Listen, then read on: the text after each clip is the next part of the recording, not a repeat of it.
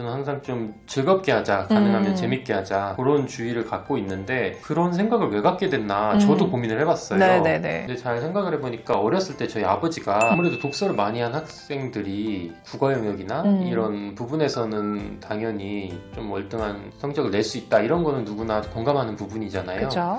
근데 사실 저는 이제 이런 부분은 단편적인 부분이고, 제가 이제 자라고 나면서 느끼는 게, 짠 음식을 많이 좋아하는 사람들이 3주 동안만이라도 짠 음식을 먹지 않으면 예전에 먹던 음식이 너무 짜서 다 뱉어버린다고 하거든요. 이게 자극적인 음식에 길들여진 사람들은 그걸 끊게 되면은 사실 재료가 주는 본연의 맛을, 그 자연스러운 맛을 이제 느낄 수 있는 거잖아요. 저는 이제 책도 마찬가지라고 생각을 하거든요.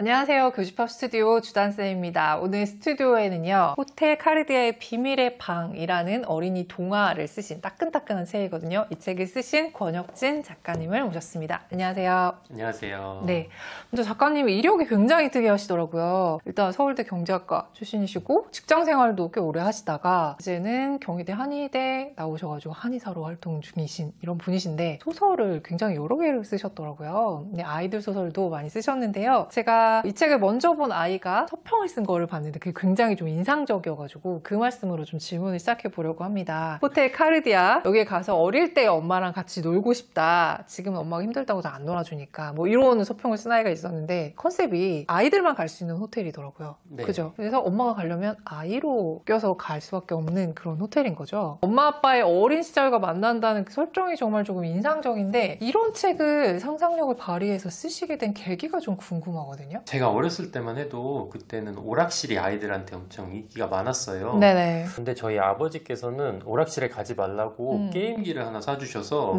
저랑 같이 거실에서 같이 누워서 조이스틱을 잡고 같이 게임을 했던 그런 기억이 있어요. 오, 되게 앞서가신 아버님인데요. 아, 네. 네. 근데 그때는 제가 굉장히 이제 즐거웠지만 지금 돌이켜 생각을 해보니까 어른들은 아이들과 놀아준다고 표현을 하잖아요. 네네네. 놀아준다는 거는 자기는 그게 진짜 즐거운 건 아니고 아이가 즐겁기 위해서 이런 행위를 한다, 이런 뜻인데, 사실 어른과 아이가 함께 즐거울 순 없을까? 이런 고민을 하다 보니까 그러면서 이 컨셉이 생겨난 것 같아요. 네네네. 네, 이 호텔 카르디아의 첫 번째 비밀이 어린이만 갈 수 있는 호텔인데 어른도 갈 수 있다 한 어린이의 모습이 되어서, 이런 컨셉을 갖게 되었는데, 이 책을 미리 읽은 사전 평가단 이제 구독자분들도 보시면은 이 에피소드가 가장 인상 깊었고 눈물을 흘렸다는 분들도 있으셨어요. 네네네. 아무래도 요즘 맞벌이도 많고 하다 보니까 아이들과 놀아줄 수 없는데 자기 어렸을 때 기억도 떠오르기도 하고 또 이렇게 아이가 되어서 노는 모습을 보면서 굉장히 인상이 깊었다고 말씀을 하셨습니다. 근데 그 에피소드만 있는 건 아니고 좀 다양한 에피소드들이 들어가 있잖아요. 그런 거에 대한 아이디어는 좀 어디서 가져오시나요? 제가 책을 쓸 때는 보통 처음에는 뭔가 이런 게 재밌지 않을까? 혼자 브레인스토밍을 한 다음에, 제 와이프가 사실 초등학교 아이들을 가르치는 독서 논술 학원에서 일을 했었어요. 그래서 와이프가 아무래도 아이들을 많이 만나다 보니까 제가 아이디어를 와이프한테 한번 던져주면은 와이프는 이건 요즘 애들은 별로 재미가 없을 거다, 이런 얘기도 하고, 아니면 또 와이프가 차라리 이 아이디어를 이렇게 발전시키면 어떻겠냐라고 아이디어를 주기도 해서 서로 이게 재밌다 이게 재밌다 하고 얘기가 오가는 과정에서 이야기의 소재들이 많이 채택이 됐던 것 같아요. 그럼 진짜 현실적인 얘기들이 많이 담겼다는 거네요. 네, 그렇죠. 그럼 아무래도 진짜 사전 평가단 친구들이 공감했었던 부분들이 굉장히 많았을 거라는 생각이 드는데, 책 이야기는 조금 이따 자세하게 좀 더 여쭤보고요. 일단 아까 전에 작가님께서 경력이 되게 좀 특이하다고 말씀하셨는데 공부를 굉장히 많이 오래 하셨더라고요. 네. 수재로서 어린 시절 공부 얘기를 좀 안 여쭤볼 수가 없는데, 이렇게 책을 쓰는 어른이 됐다라는 건 어릴 때 뭔가 좀 달랐을 것 같다라는 생각이 조금 들거든요. 어린 시절에 공부와 관련돼 가지고 그 얘기를 먼저 좀 여쭤볼게요. 어렸을 때뿐만 아니라 지금까지도 이어지는 생각인데, 저는 항상 좀 즐겁게 하자, 가능하면 재밌게 하자, 그런 주의를 갖고 있는데 그런 생각을 왜 갖게 됐나 저도 고민을 해봤어요. 근데 잘 생각을 해보니까 어렸을 때 저희 아버지가 6.25 전쟁을 저한테 설명을 해주려고 하실 때 직접 만화를 그려주셨어요. 진짜요? 네. 아버님이 좀 범상치 않으신 분인데요.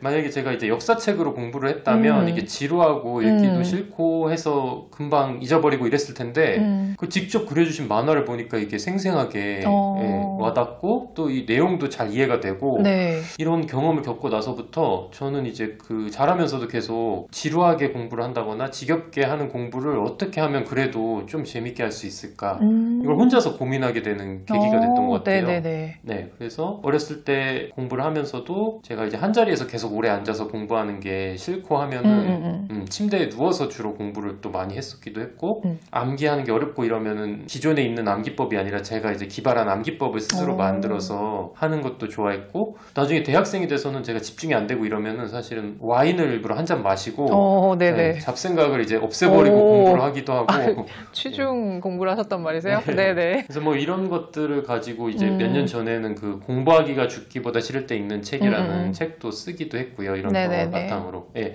그래서 저는 사실 부모님들 입장에서는 아이들한테 사실 공부를 강요한다고 해서 아이들이 하는 것도 아니잖아요. 그렇죠. 그런데 어떻게 보면 공부라는 게 꼭 재미없는 게 아니고 이렇게 접근을 하면은 재밌을 수도 있다.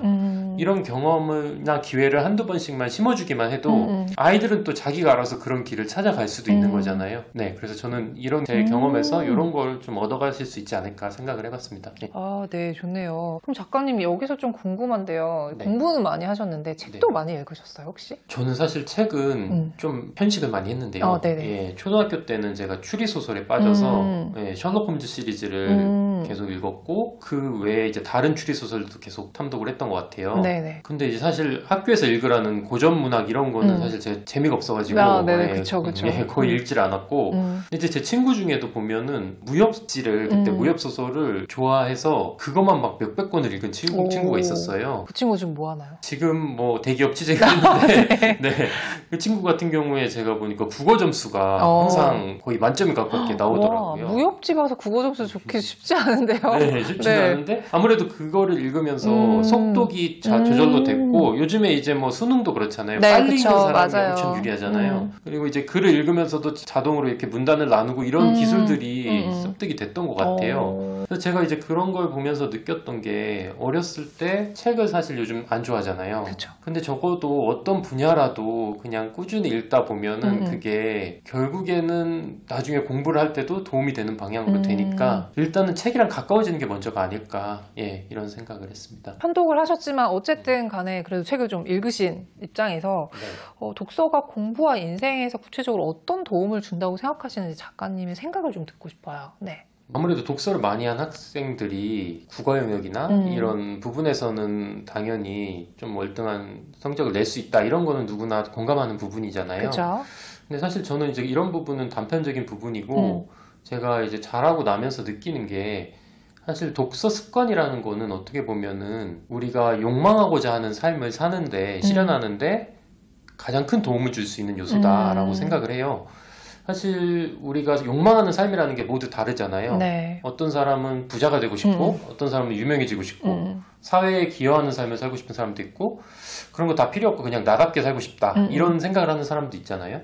근데 저는 이런 어떤 자기가 욕망하는 삶을 이룬 사람들의 이야기를 들어보면 다들 책이 나한테 엄청난 중요한 역할을 했다라고 하는 게 공통점인 것 같아요. 네. 근데 물론 그 책의 종류는 각각 다르겠죠. 그럴 수 있죠. 예. 근데 이 세상에는 보석 같은 책들이 굉장히 많다고 저는 이제 나이가 들수록 느끼는 거예요. 그런데 이런 보석 같은 책을 발견하는 방법은 사실은 우리가 연애를 할 때도 사람을 많이 만나봐야 좋은 사람을 볼 수 있다. 이 말을 하잖아요. 맞아요. 책을 많이 읽지 않으면 나한테 딱 맞는 그런 책을 찾을 능력을 찾을 수가 없겠죠. 예, 그래서 저는 내가 원하는 삶을 살고 싶다.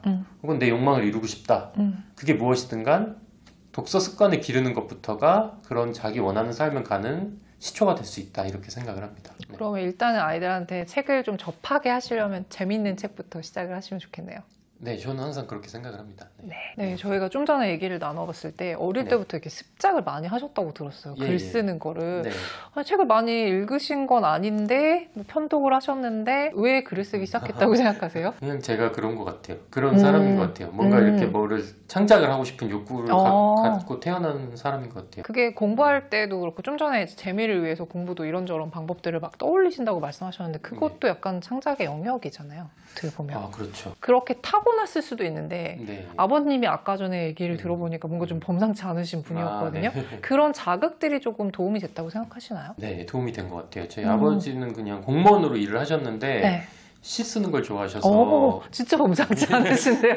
네네. 보통 그 예전에 그 신문사에서 작게 이렇게 실리는 시들 같은 거 네네네. 있잖아요. 그런 거에 공모를 많이 하셔서 100편 오. 이상 뭐 이렇게 신문에 실리기도 하셨거든요. 와. 이제 그런 거 스크랩 해놓은 책 같은 거를 제가 어렸을 때부터 보면서 신기했죠. 어렸을 때 저는 이제 신문을 많이 봤잖아요. 네네네. 근데 이제 신문에 아버지가 아빠 쓴 글이. 게 이렇게 실렸다. 오. 이런 게 신기하고 알게 모르게 저한테 영향을 줬을 수도 있을 것 같아요. 예.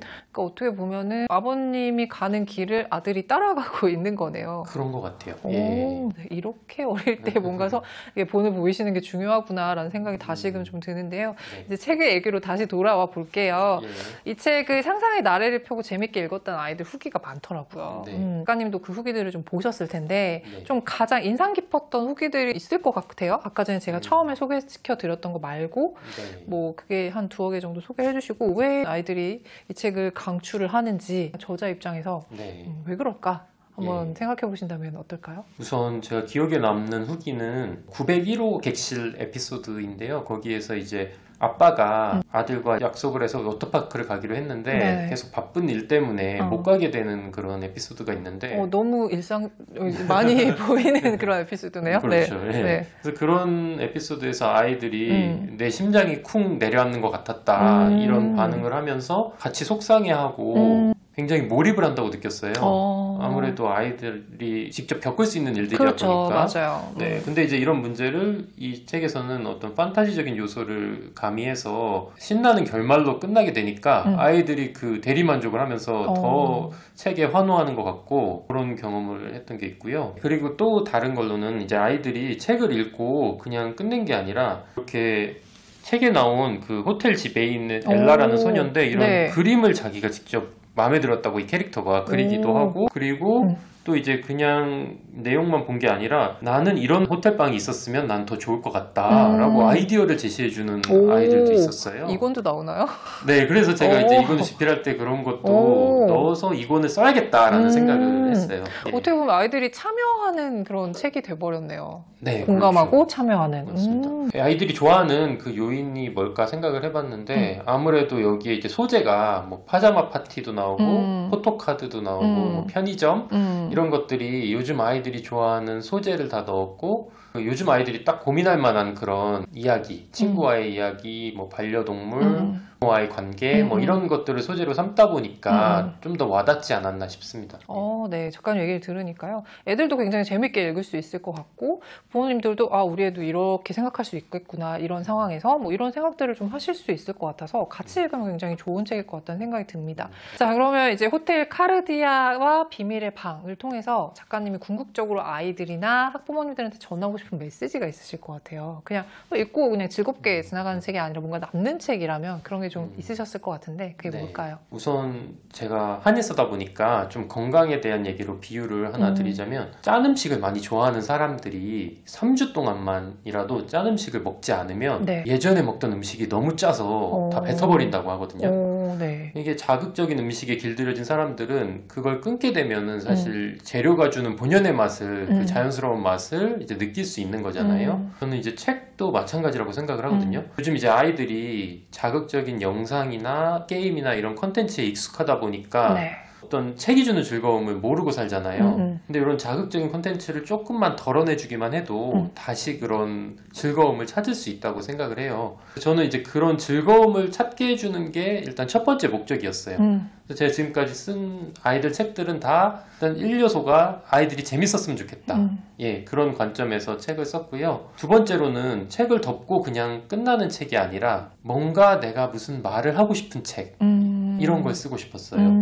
그래서 이 책을 읽고 나서도 이 호텔 6가지 객실이 있고 또 그 각각에서는 신비한 일들이 일어나는데 어떤 게 난 제일 재밌었어. 이거를 엄마한테라도 말을 하고 싶고 또 부모님도 이게 같이 읽어도 재밌다고 하신 평이 굉장히 많았거든요. 네, 그래서 부모님도 읽고 나는 근데 이게 좋았어. 서로 얘기를 하고 또 이런 방이 있으면 어떨까? 서로 상상도 할 수 있고 그러면 이 책은 그냥 단순히 읽고 끝나는 게 아니라 부모 자식 간에 소통도 할 수 있고 교감할 수 있고 또 상상력도 키워줄 수 있고 좋은 추억이 될 수 있는 책이 된다면 저는 가장 좋겠다고 생각을 했습니다. 네, 여기까지 우리 작가님이 이 책을 어떻게 쓰셨는지 그리고 어떤 내용들이 들어있는지 이제 말씀을 많이 들었는데요. 여기까지 들어보시고서 이 책에 대해서 호기심 가지시는 분들 되게 많으실 것 같습니다. 우리 아이가 읽으면 진짜 재밌어 하겠다라는 생각들 하시는 분들 저희가 책 나눔 이벤트 진행하니까요. 오늘 영상에 대한 소감이나 이 책에 대한 기대 소감 남겨주시면 10분께 선물 보내드리도록 하겠습니다. 오늘 이렇게 길지 않은 시간 좋은 말씀 해주셔서 감사하고요. 네, 감사합니다. 감사합니다.